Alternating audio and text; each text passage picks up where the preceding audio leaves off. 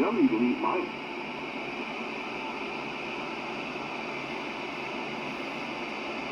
They could be really tough birds, those. I wasn't sure not double with anybody. I still remember years ago. Oh, we went down to South Point of the study, W86ADF, and then on the way back we stopped Punaloo, and I had my niece and my nephew with me, and James, our nephew.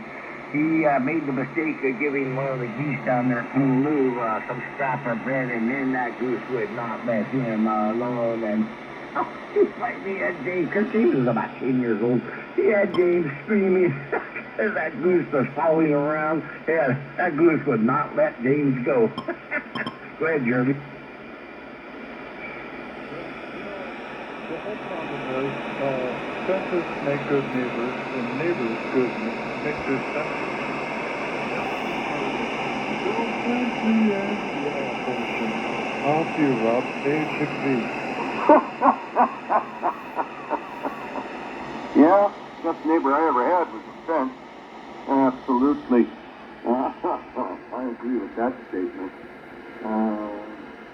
Well, it's good to take my mind off of what has happened around here. It's good to talk to a couple of good friends and kind of let your mind drift. Because if I sat there and thought about what's happening and what's been going on, I'd lose my mind. So, now, I choose not to. I choose to drink beer and talk story on the radio. And I don't even have to disrespect the old marmalade mongoose, the fascist wannabe dictator. I don't even have to disrespect him tonight and still enjoy myself. It's a good distraction from reality and the reality of possibly having to pay thousands and thousands of dollars to have this place biologically cleaned from this guy's body fluids when he exploded in my downstairs apartment. Thousands of dollars of we put in a new floor in and painting the whole apartment. Yeah, so, and I'm not looking forward to getting down on my hands and knees and putting a new floor in this place. After what I saw, after what I experienced. Nasty.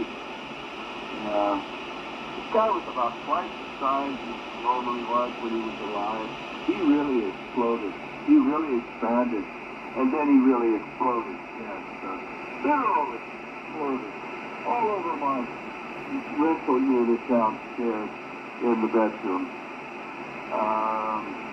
Jesus Christ. Well, look at you, Al. Yeah, that's just nasty. Well, at least I'm glad to say they didn't find my brother like that. As you know, he laid in his apartment for 2 days before somebody caught on that he wasn't going back and forth, but he was still alive. I don't know if he ever regained consciousness, though, but they hauled him to the hospital there, and he lasted about 4 or 5 days, 5 days, I guess, before he caught. But at least they didn't find him, like, in that state, so that's good.